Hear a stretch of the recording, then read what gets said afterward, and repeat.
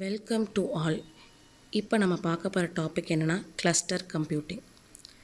Cluster கம்ப்யூட்டிங்னா என்னென்னா set of கம்ப்யூட்டர்ஸை connect பண்ணி use பண்ணுறது. என்ன தான் நம்ம செட் ஆஃப் கம்ப்யூட்டர்ஸை கனெக்ட் பண்ணி யூஸ் பண்ணாலும் அது ஒரே ஒரு டாஸ்க்கை மட்டும்தான் பெர்ஃபார்ம் பண்ணும். இந்த காம்போனண்ட்டில் நம்ம என்ன பண்ண முடியும் அப்படின்னா லேர்ன் மூலமாகவும் நம்மளால் என்ன பண்ணிக்க முடியும்னா கனெக்ட் பண்ண முடியும். மோஸ்ட் ஆஃப் த நோட்ஸ் வந்து என்ன பண்ணும் அப்படின்னா சேம் ஓஎஸ் அண்ட் சேம் சாஃப்ட்வேரை தான் யூஸ் பண்ணும். பட்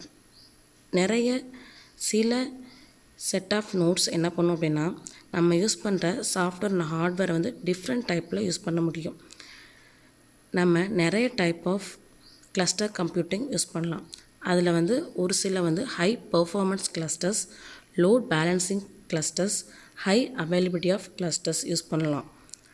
நெக்ஸ்ட் வந்து நம்ம பார்க்க போகிறது வந்து கிளஸ்டர் கம்ப்யூட்டிங் ஆர்கிடெக்சர்.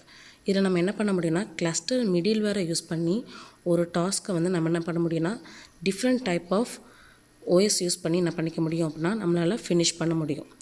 நெக்ஸ்ட் நம்ம பார்க்க போகிறதுனா அட்வான்டேஜஸ் அண்ட் டிஸ்அட்வான்டேஜஸ். இதில் உள்ள அட்வான்டேஜஸ் என்ன அப்படின்னா high performance, easy to manage, scalable, expandability, availability and flexibility. இதில் டிஸ்அட்வான்டேஜஸ் என்னென்னா high cost, problem in finding fault, and then more space is needed. Thank you to all.